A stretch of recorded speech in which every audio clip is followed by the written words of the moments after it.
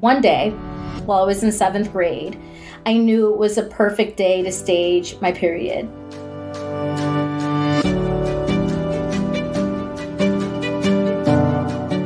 Then came the news, menstruation, an unspeakable nuisance as far as anyone with any sense could tell.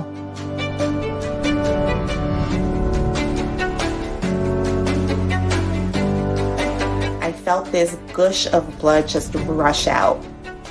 And I was so embarrassed, but in that moment, the first thing that I can think of was, thank God I was wearing pants and thank God I was wearing black. And our friend, who's a nurse, jumps in, pulls down my pants, and injects me in my hip. And I'm thinking to myself, wow, it really takes a village to get this thing done. My period didn't show up, and I panicked. I knew I wasn't pregnant.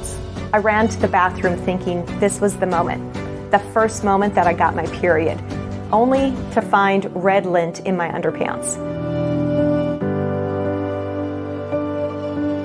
It seemed a mighty important thing to be so clueless about for so long. No questions, no explanation. I just knew this was further proof to keep my body and what was happening to it hidden. That was a turning point that really showed me the importance of prioritizing my health. Because we know that sharing our stories helps to demystify the myths. It helps to break down the walls of silence, and it helps to shatter the stigma that keeps women suffering in silence.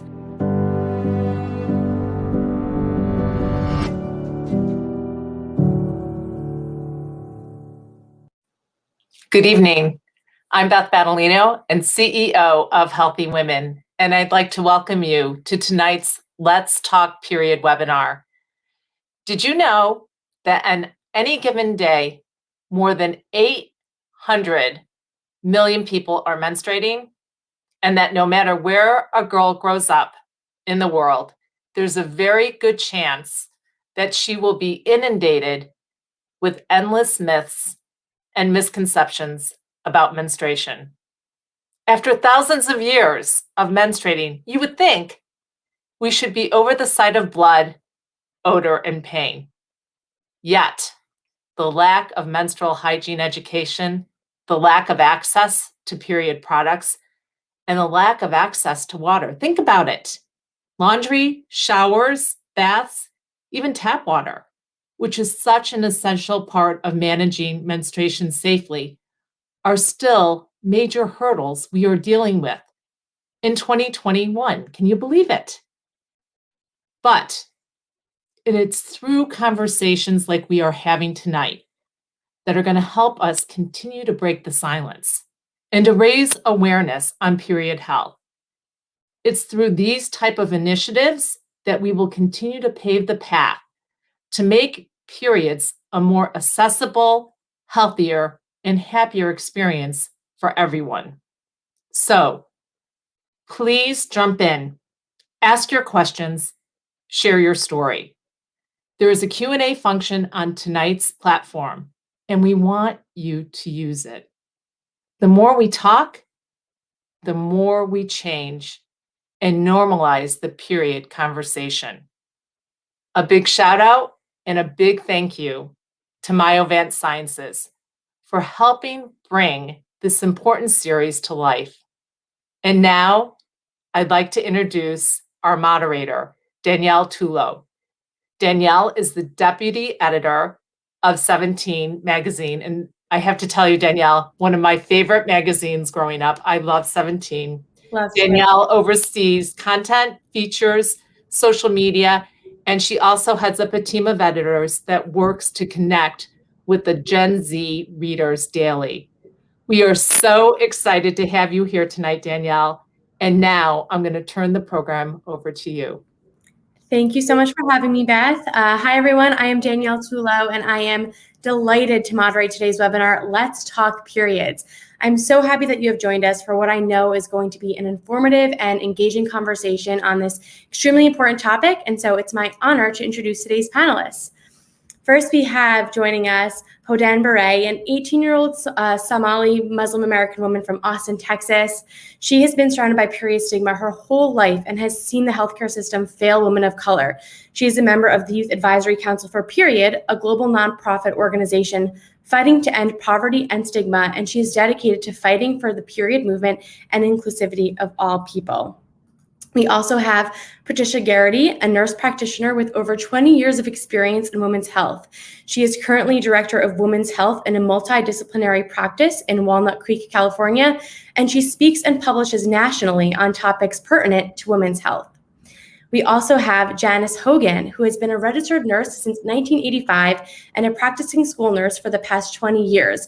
She is currently the high school nurse for Camden Hills Regional High School, a small rural school in Rockport, Maine, and she serves as the Maine director to the National Association of School Nurses.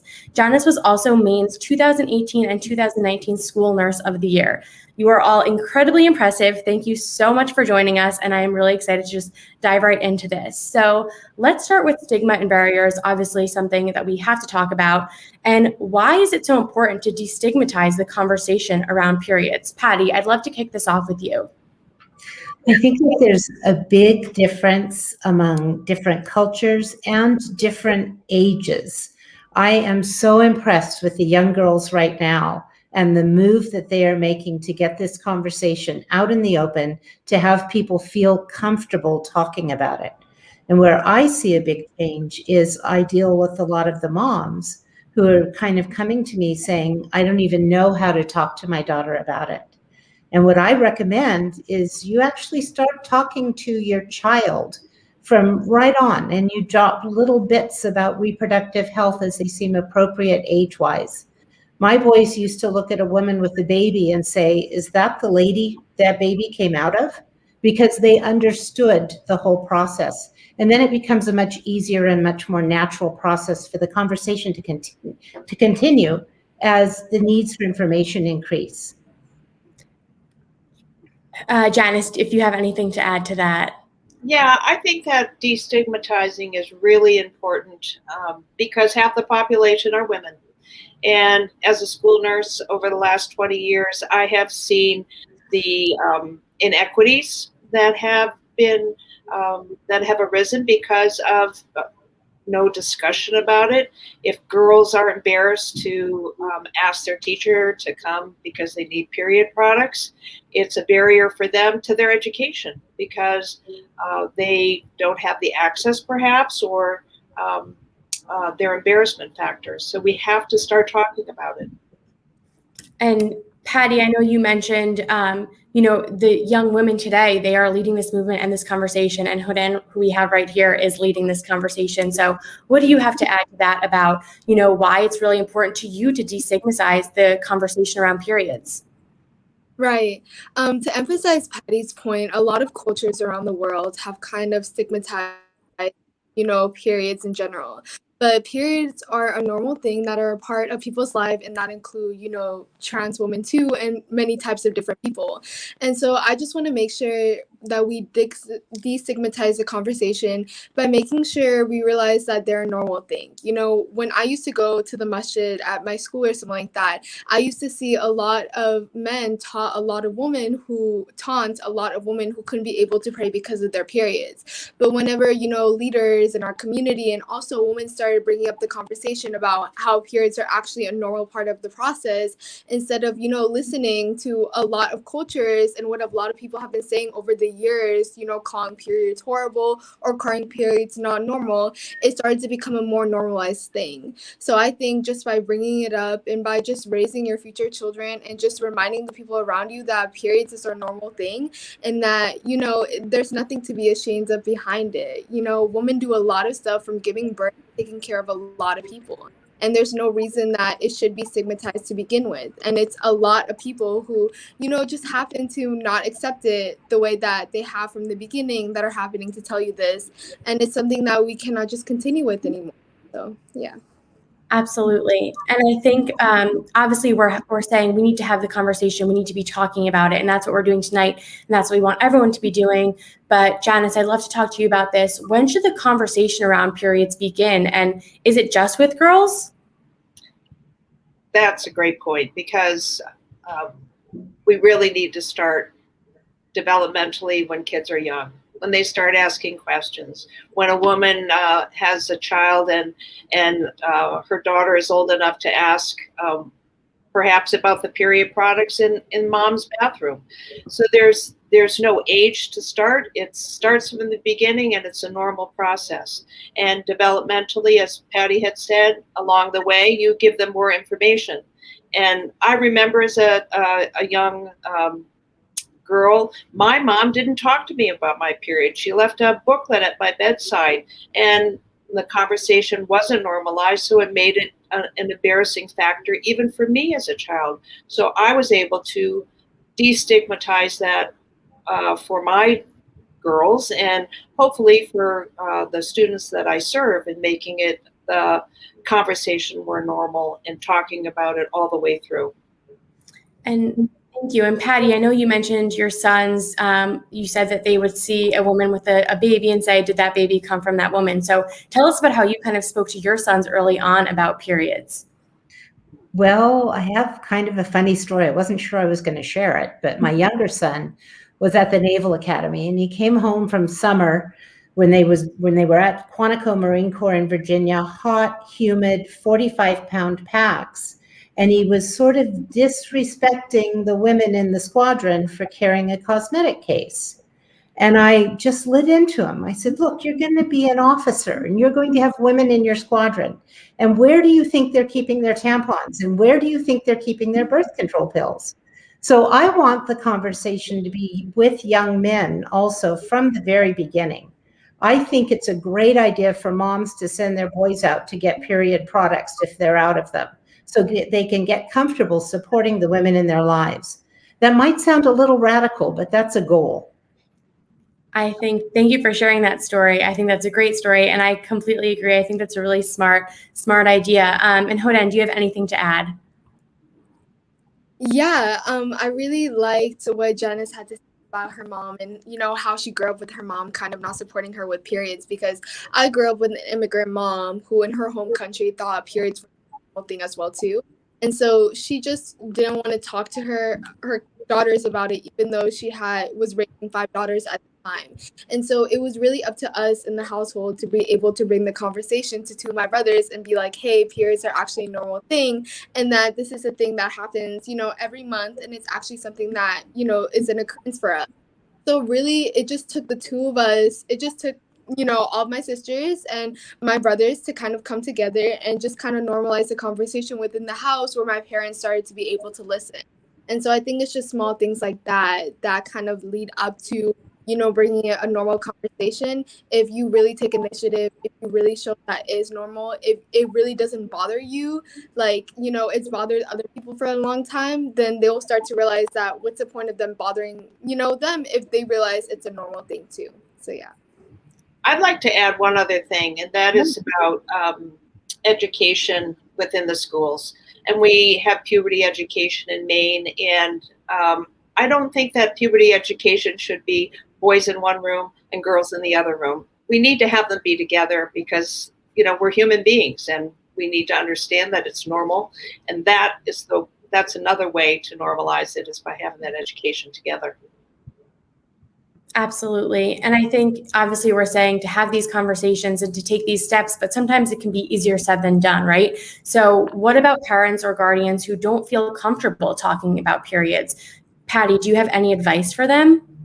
Well, I actually tell them to fake it, because girls really do want to be able to go to their mother, their parents, their guardians for this information. That's their preferred source of information.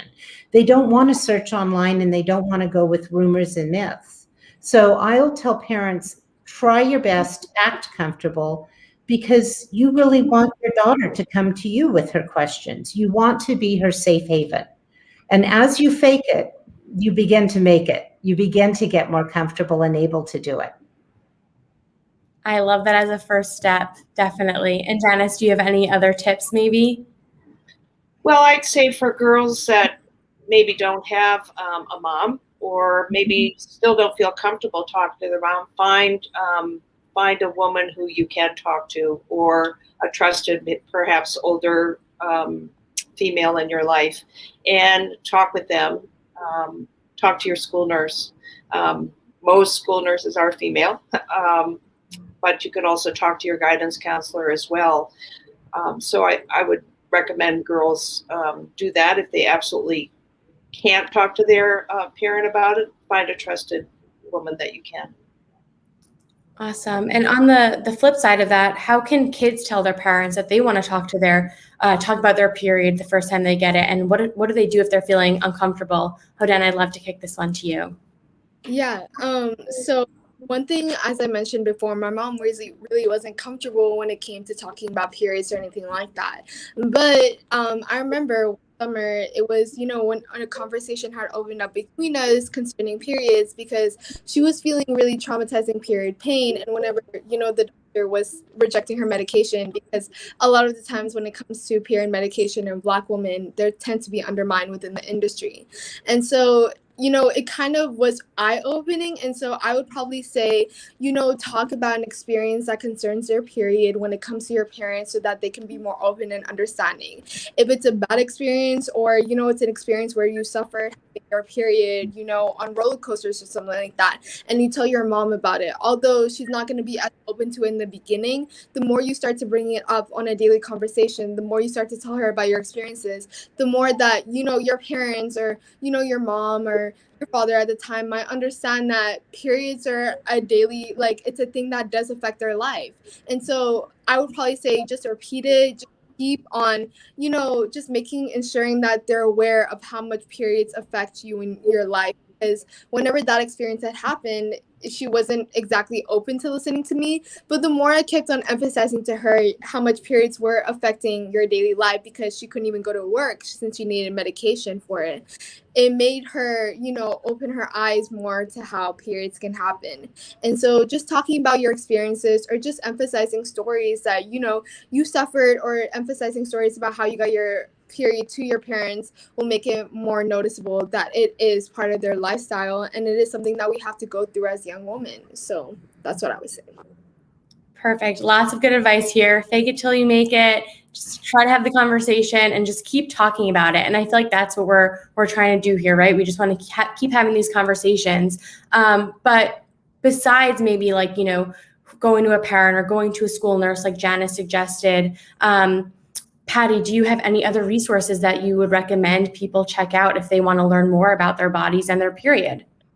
There are. Thanks. That's a great question, Danielle. There are a lot of trusted resources available. And first off, it takes a village. So I hope that every young individual has someone in their life that they can trust and feel comfortable with, that they can ask questions for and ask resources. Also, I think that young people are very savvy about how to search for information, and know that if you're going to a healthywoman.org, where our sponsor tonight is an excellent source of information about women's body. ACOG, American College of Obstetricians Gynecologists, you can trust their information. If you're generally at a larger health clinic like Mayo or Cleveland Clinic, or even one of the educational systems, so anything that starts, .edu is going to have reliable information for you. Finally, don't forget Planned Parenthood. They're about contraception, but they're about health, and they're about women's health. And they are fortunately still available to young women and young men who need information and help. Thank you, Patty. And I do want to make a shameless plug, but seriously, 17 also is a great resource. We have a ton of articles on these conversations, and we obviously speak to NPs and doctors about these, and obviously are bringing the conversation to our audience every day. And Hodan, do you have any places where you and your friends are looking at, or any places that maybe Patty hasn't mentioned? Yeah, so for me, it was mainly social media, actually, and that's how I got into the Period Youth Advisory Board.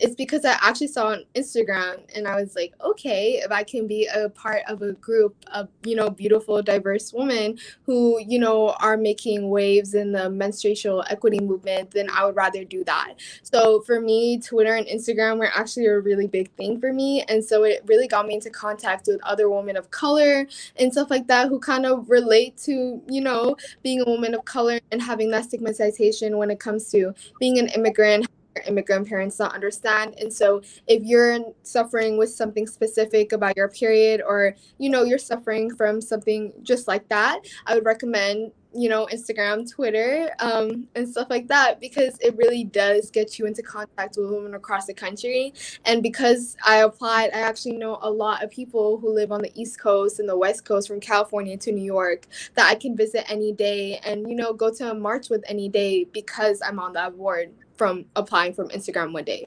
So it really does make a difference in your life. And I wouldn't be here if not.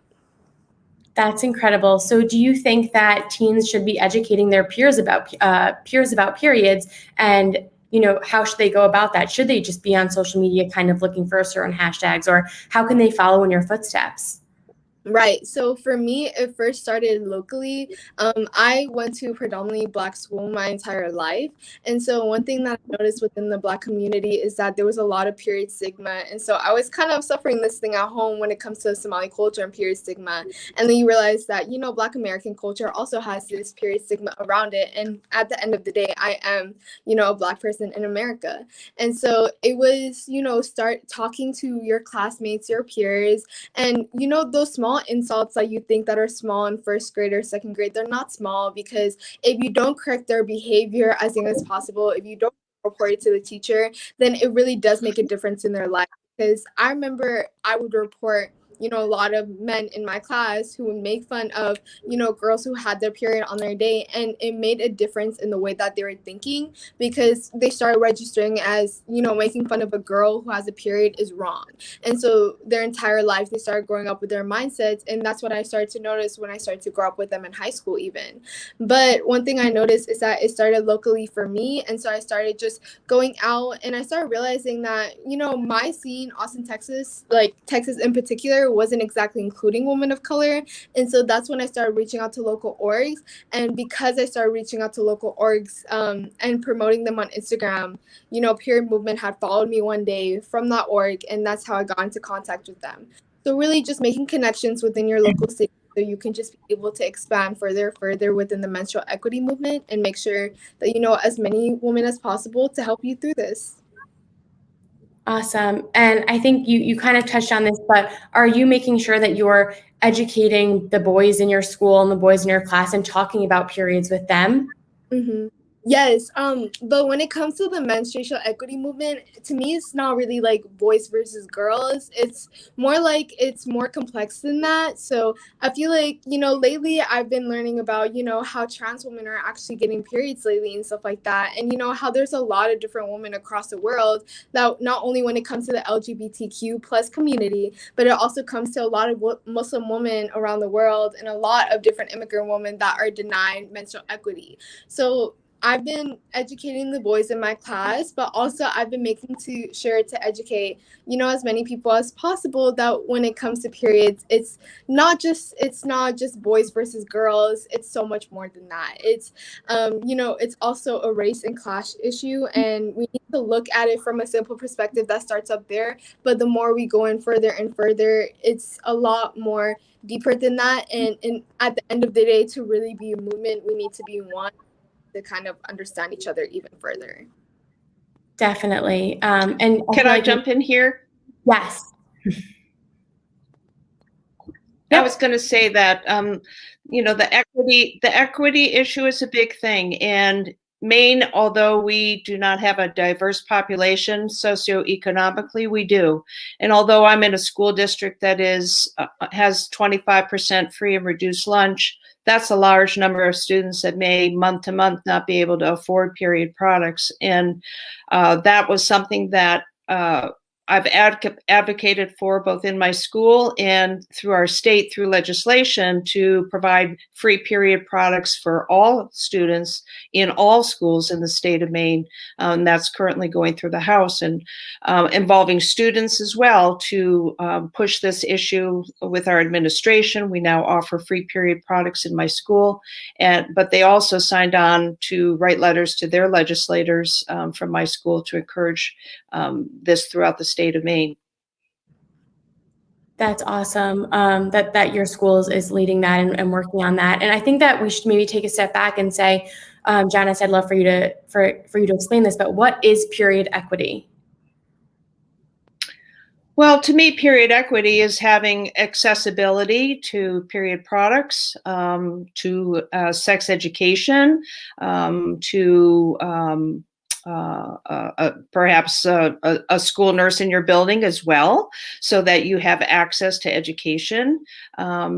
So that is across the board for as Hodan said, for trans students as well. So we have in our school bathrooms that are unisex and have period products available there as well. So the equity issue goes across the spectrum. And how did you first get involved with period equity issues? And I would love all of you to definitely answer this, but Janis, especially interested in your background, obviously, as a school nurse and kind of your experience in the education system. So actually, it was a group, a nonprofit that had actually come to my school and asked if I would be interested in handing out packages of period products that would last a girl for a month. And at that time, we didn't have free period products, and I only had them in my office. And so I absolutely was for that, and realized that there were a large number of students that could benefit from that.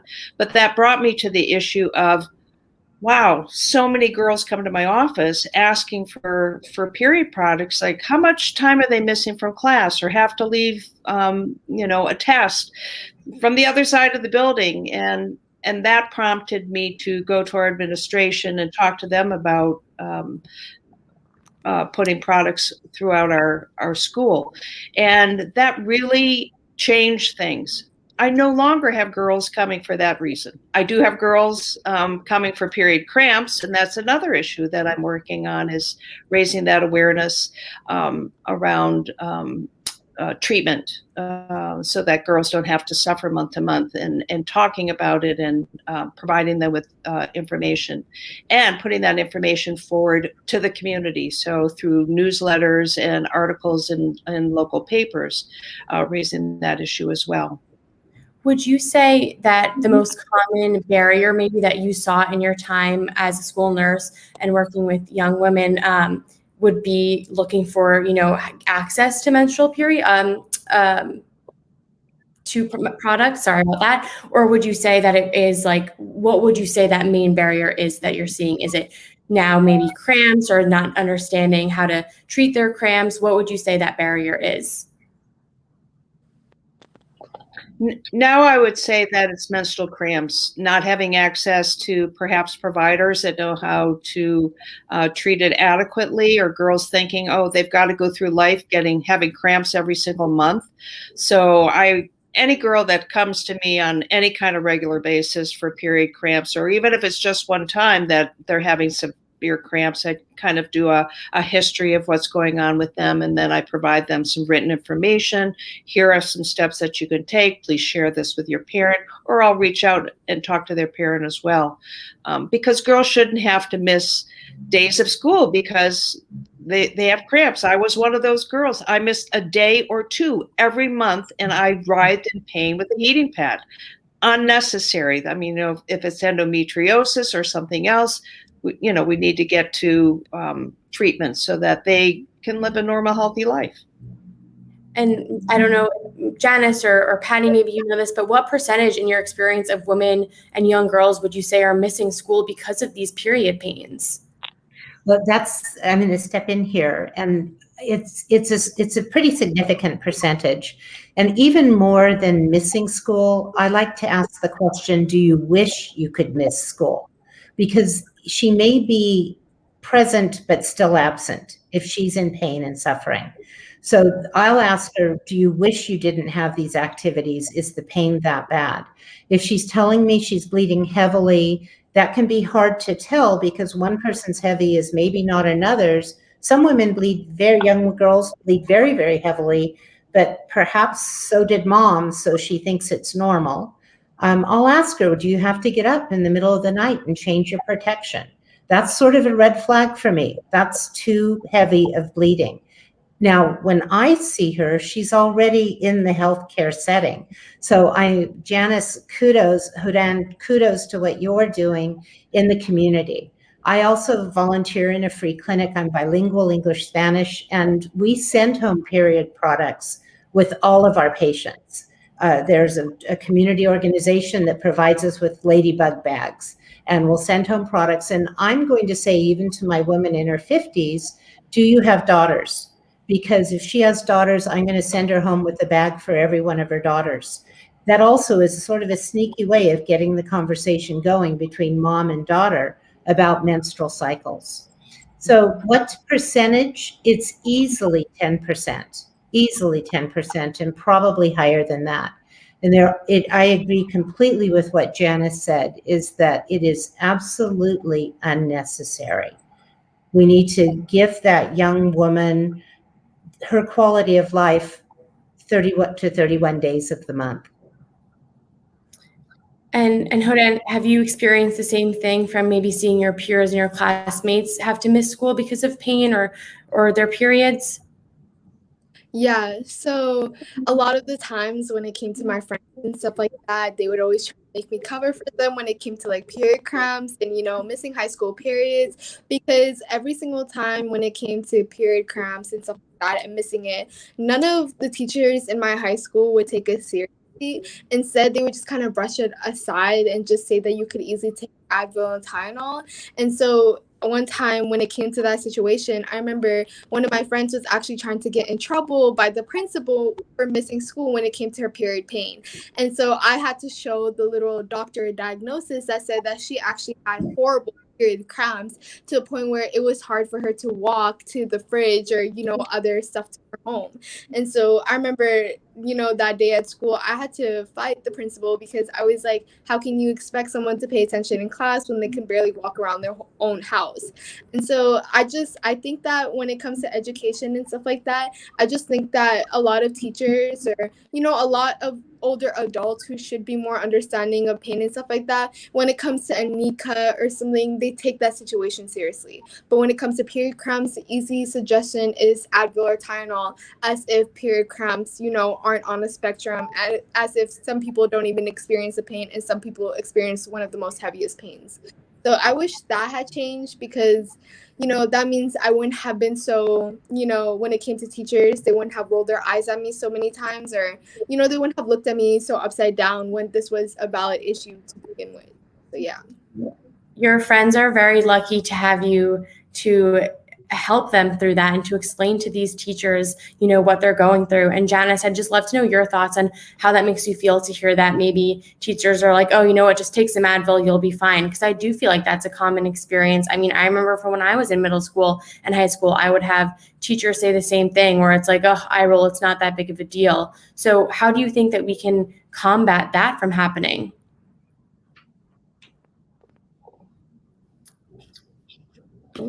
Patty, I can kick this to you.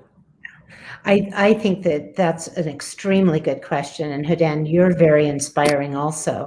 I think that probably what we need is education for the teachers. And I also have a son who's a teacher, so sorry to that son, saying you need still one more meeting, one more class.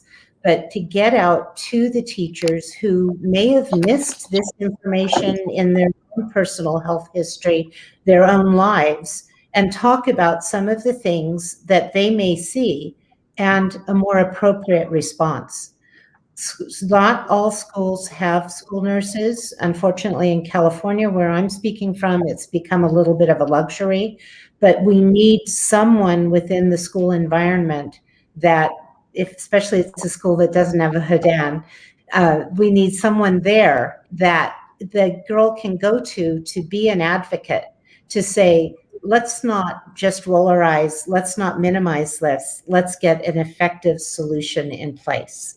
And as far as I'm concerned, that means accessing healthcare, and accessing healthcare that will say, no, there are things that we can do about this. We need to figure out what this pain is. We need to give a solution to this pain. Janis, do you have anything to add? I'm sorry that I missed the question. I think my computer had froze. Could you repeat it for me? Yeah, no problem. So Hodan was telling us how she's had peers who have suffered from period cramps, and she's had teachers say, you know, just take some Advil, you'll be fine. It's just, you know, it's just some cramps, it'll go away. So kind of what do we need to do to combat that from happening, and how do we educate teachers really on what maybe the next steps are in that situation? That I'm glad you raised that point, because I think that having somebody within the school that is talking about those issues with teachers, and that's not something that I have actually brought to their attention, unless it is a specific student that's missing class, that I will call and I'll say, you know, she's got severe menstrual cramps and this is why she's not there, and we are working on it. But I think raising that awareness with staff is a good idea, and I would like to add that to my toolbox of things that to raise awareness about. One thing that normalizing again the conversation is what it's all about, is talking about it. And I want to share one kind of funny thing, because in my school, outside my office, I have a whiteboard, and every day I put something on there, and it's titled, it says, "Did you know?"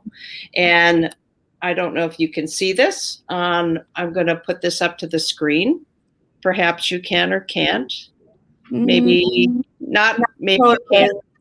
Okay, the light is in the way. It's a picture of one of my boards, and it says, "Did you know that?" Oh dear, it just disappeared. But it was about menstruation, and it talked about that there are only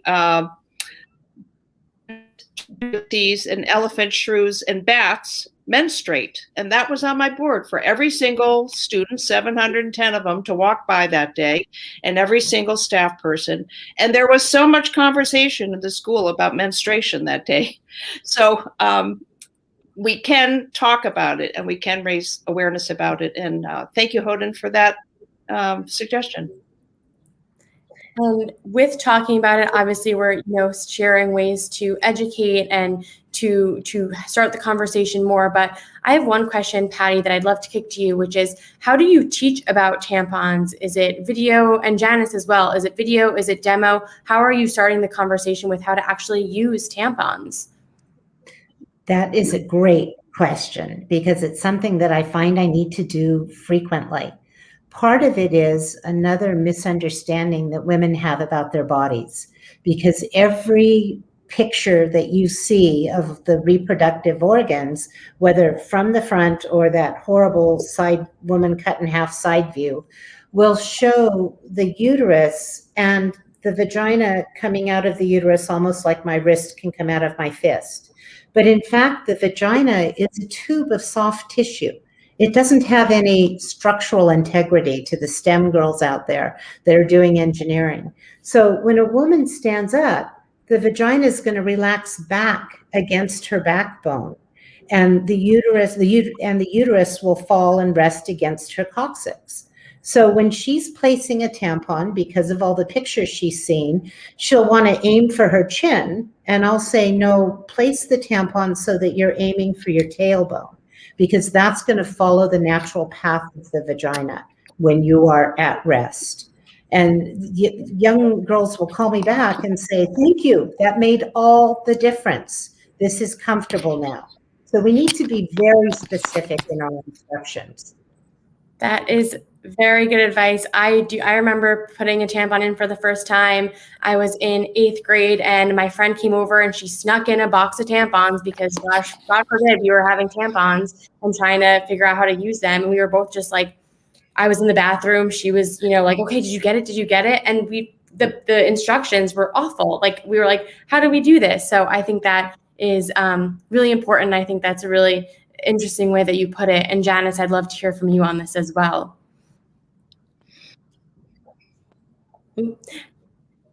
We'll get to Janis on the next one. And Hodan, did you learn it any specific way when you were in health class or anything? Did you have any learnings on it, or were you kind of on your own as well? In a lot of cultures, the unfortunate reality for tampons was that if you use a tampon, you lose your virginity or something like that. And so for the longest time, until I was 10 years old, I did not care for tampons because I was like, I want to, I'm a child of God. But, after realizing that that's actually a stereotype and there is no truth behind it, and I was growing up with myths when one of my friends told me that that's actually not true. Tampons are literally just for, period blood and to help regulate that. I remember trying to put on a tampon one time, and it was just so hard to the point where it was hurting me. And I remember that year that I had tried to do it, one girl had actually died from putting it the wrong way, because there are, kind of diseases or infections that can result from not properly putting it in. And so that just made me more cautious of watching YouTube videos of how to properly put on tampons. But it also made me more wary of the information that goes around when it comes to period products and how to properly use them, because I had realized, when one girl had died in my community that year, that it, like, the misinformation that people can spread around can actually be harmful to a lot of young girls. And I think that's why, we need to be careful about what we say about period products and stuff like that, and making sure that we're spreading the right information when it comes to that, in order to save as many and be as helpful as possible. Absolutely. I definitely want to circle back on myths and period myths, because I think there are so many misconceptions that are so harmful and, just add so many more stereotypes and this awful stigma to period. So let's definitely circle back on that. But I want to hear, I do want to hear from you, Janis, on if how do you teach about tampons with your students?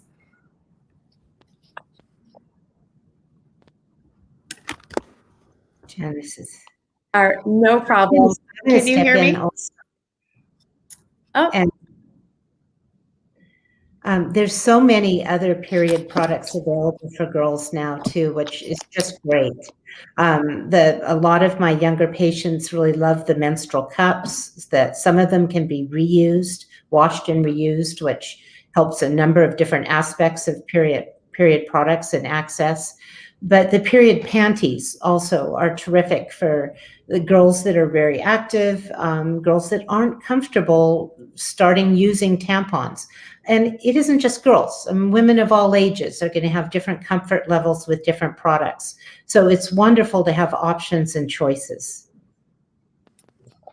Yes, I was actually going to ask if there are other products that you do go over and recommend, because that is so true. But going back to kind of the myths and the I don't want to say the lies, but sometimes you're like, where did I get this idea from? Me and my friends now, we talk about that. We're like, why did we ever think that about our periods? What happened where we thought that? So what are some ways that society can raise awareness about period equity and period products in general?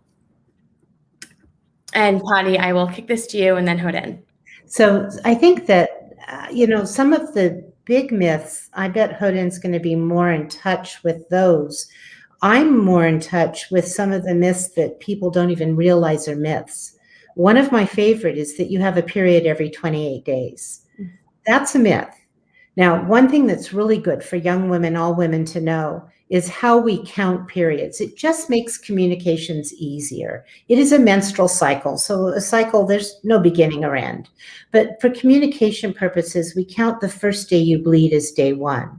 And then the first day of the next cycle will be day one. And somebody decided cycles are 28 days apart. Well, that's just an average. And in fact, it's normal when you're a teen because your brain is still maturing, and it's the maturation of the brain that kicks up the FSH. I'm talking to the STEM girls again. And the FSH, the hormone from the brain that calls to the ovaries to get to work, that increases gradually once puberty hits. So periods become regular. And so in the first 6 years of your periods, anything from every 21 days to 45 days apart is actually normal. So that every 28 days apart, women of all ages, only about 1 in 8 women have a very regular period every 28 days. And everyone else is very, very normal, but not that regular. And so do you have any resources for when, people maybe come to you about that and they're like, I'm not getting my period every 28 days. Like, what is the first thing you say to them? Well, first thing I do is I say that's entirely normal. And then we want to look at how old she is and when did she have her first period. And so I'm going to be 21 to 45 days if she's within 6 years of her first period. But again, a range, women are diverse. If average age is 12 to 13, but anywhere from 10 to 15 years old is normal for periods to start. We really want that regularity to be very established by 17, 18, 19 years old. It's going to be sooner in some women. And so regularity even means within 5 days of cycle duration, 23 days 1 month, 28 days the next, normal. She's usually going to come in and talk to me about it because nobody wants a period every 23 days. So that's the range is I think what I normalize it, and I tell her that is normal. And I'm sort of jumping the gun here, but I really think tracking your periods is critically important. And I tell my teen patients, please go home and teach your mom how to track her menstrual cycles using one of the apps on your smartphone. Do you have an app that you recommend for that? That's sort of funny because I'm going to go to the experts again, and that's my teen patients. And I asked one of my teen patients, so which app do you think is a good one? And she said, well, the one with the flower. I don't remember the name, but the one with the flower. So if you want to go to the app store and check out the one with the flower, it looks like the artist Georgia O'Keeffe vomited. Okay, they all have worse. So I think that they're all pretty good. I'm not going to put in and Janis, maybe you have one that you think is best, but I haven't had a patient have a problem with any of them. Awesome. I don't really have any specific app that I recommend. I know that a lot of girls do track their periods that way, but then there's a great number of them that don't track their periods at all. And so that's something that I do reinforce with them. And, in talking about education, there's a book that I recommend to a lot of girls, and because I read it myself and I read it as an adult. It was given to me by a good friend. It's this book here. I don't know if you've seen it, called Period Power. It is a phenomenal book. Everything, period. I learned so much myself from it that I've been able to translate into teaching girls and students that come into my office. But again, I'm at a high school level, and so teaching girls about using tampons and that sort of thing comes really at the middle school level and puberty education. But I do ask girls do ask. I know one of the questions a lot of girls want to know is, can you swim with the tampon? And yes, you can swim with the tampon. It's the wonderful thing about a tampon. So I think that goes into the myths that we hear. So, I know we started talking about the myths, and I definitely want to circle back to it. So, Hodan, do you have any specific myths about periods, about tampons that you heard that you're like, I don't think so, guys. We need to fact check this? First of all, I think one of the biggest myths for me was when it came to period pain and stuff like that. A lot of the times I would hear around a lot of medical professionals when it came to Black women in my clinic is that they wouldn't feel as much period pain as when it would come to other women like that. And so I think that led me to eventually conclude to question everything and everyone.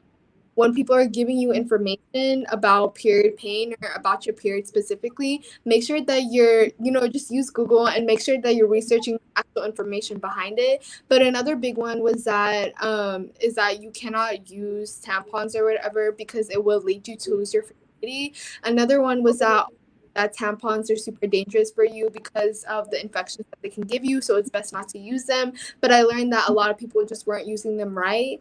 And then another one was that periods are disgusting and that periods are something that's seen as impure. It's, not a like of a woman, and that once you do get your period, you're not innocent, or at least that's what I would see often in my culture and, my other friends that were also women of color, that would occur within their culture. And all I can say is that periods are not something disgusting. They're normal. They're part of your lifestyle. And they're only disgusting if you really make it seem like it's disgusting, because at the end of the day, only you can judge, how you feel about periods. And they're not something that you should just be ashamed of. It's something that you can embrace because it's a beautiful part of our life's journey. And also, I just concluded to, question everything and everything around you. As much as I want to believe that people are telling you genuine information, at the end of the day, some information like how period pain for some women of color tend to be lower is a myth that happens in scientific, knowledge a lot of the time. And so even Google that and fact check it. And also, it's really cool, Janis, that you brought up the Period Power, book, because the person who actually made that, Nadia Okamoto, was in charge of the period movement. So I really suggest that book too, because she addresses a lot of myths within Asian culture that I related to, that happened to come into my culture too, and how to break those stigmas. And yeah, another thing that I really liked about her book was the discussion of all the available products that are out there. I mean, typically my office just has pads and tampons, and yet we know that there are so many other products out there, menstrual cups being one of them, that more girls need to learn about. And interestingly, that our family planning, Maine Family Planning, which has designed our puberty education, does not have that in their curriculum. And so I recently, after I had read more about it in this book, talked to them about revamping their education so that they could teach during puberty education about all the different products that are out there. And taking a second to talk about the menstrual cup, Patty, maybe you can address this. How long can it stay in? And we have a question on, do you dump the blood in the toilet or the sink? And do you wash it before putting it back in? How do you use it? That's a great question. And in the same way that inserting a tampon, the menstrual cup, I wish I had one with me here, you squeeze it flat so that it's more cylindrically shaped, and place it aiming for your tailbone, just as you would aim for with the tampon. Then push the front of the cup up against the pubic bone. And you can feel the pubic bone from inside the vagina as sort of the hard surface in the front. Just push it upwards. Duration, leaving it in 8 hours is probably long enough to leave it in. If your flow is heavier, you're going to have to change it sooner than that. Yes, you do want to rinse it off before you replace it back in. So here's a trick for the public bathroom, because you really don't feel like dumping the blood in the toilet and then going out to the sink and rinsing it off. Have your water bottle and bring your water bottle in with you to the public bathroom stall so that you can use that water to rinse your cup off and then simply place it back in. That is a great tip. Thank you for that. And again, just going back to myths, I know that I definitely would crave certain foods on my period, and I would get cranky, and I would be told, you're just looking for an excuse to be hungry and to be, a little sassy today. Why do I crave food when I get my period? And why do I get cranky when I have my period? Janis or Patty, if you want to jump in. Patty, I'll kick it to you first. Well, there are hormone receptors everywhere in the body, in virtually every tissue of the body. So those same hormones that are sending the messages between the brain and the uterus to regulate the menstrual cycle, drive the menstrual cycle, are affecting other areas of the body. And so it isn't unusual for some women to talk about overwhelming fatigue around their periods, crankiness or moodiness, Food cravings are a little bit more difficult to really tease out exactly what's going on here, that you want salty things, you want chocolate, but we do know that those are absolutely a normal part of a period. Now, when they are in the extreme, the fatigue is overwhelming, the crankiness is interfering with your ability to communicate with people that you need to communicate with. Then we're going to be talking about PMS, premenstrual syndrome, to premenstrual dysphoric disorder. And those are both entirely treatable in the woman who needs treatment. I don't want to pathologize something that's a normal cycle, but it's, again, variation among women, and the women who need treatment shouldn't suffer. They should get treatment. All I have to add is I know when you're pregnant and you have food cravings, it's all about the hormones. So I'm sure it has everything to do with cravings with your menstrual cycle as well. And I know that we are almost out of time. We have a few more minutes. So I have a few more questions. I do want to know, just to wrap things up, what would you say is the number one way that we should normalize menstruation at school, in the workplace, and at home? So Hodan, I'll kick it to you first. Right. That's a great question. And honestly, for me, it's just making sure that when you think about the menstruation equity movement, you're thinking about so many different people involved within it. I feel like whenever people think about this movement, they think about, who happens to be the face of this movement at the time, or who happens to be the leader of this movement, or who owns the biggest, nonprofit organization when it comes to periods and stuff like that. But I feel like it should, it shouldn't be like that. It should just be thinking about, the many different types of women, the many different types of people, the many different types of communities that happen to be part of this menstruation equity movement, and how we should be thinking about them whenever we think about fighting for this movement. And so I hope we just know that we're not fighting for like one demographic. This movement is meant to be for everybody. And there's a reason why, you see protests in countries like India and South Africa, for example, when it comes to period stigmatization, because they both share the fact that they want periods to be more normalized and for this movement to be more inclusive for the women of their country and across the world and stuff like that. And so I hope we just know that whenever it comes to this movement, that we're thinking about, the many different people behind it, the many different faces. When we think about it, we don't think of just one face. We don't think about organization, but we rather think about how diverse it is, and it's beautiful that it's all part of within this movement at the end of the day, because we have teachers all the way to young children, all the way to doctors and stuff like that, who are all fighting for periods right now. Yeah. Thank you. And Janis, would you like to add anything on that? Yes, I think that the best way to normalize periods and destigmatizing periods is through talk and reaching out, whether it is reaching out to you parents, whether it's reaching out to administration in schools. I know I reached out to my board of directors from every single state. We read Period Power as a group so that we could reach school nurses across the country and talk this conversation and bring it forward so more people were talking about it and reaching out to students and to parents and making it a normal part of the conversation. Yeah, I think we have to make this a normal part of the conversation. That's the only option, really. And Patty, I would love to hear your thoughts as well.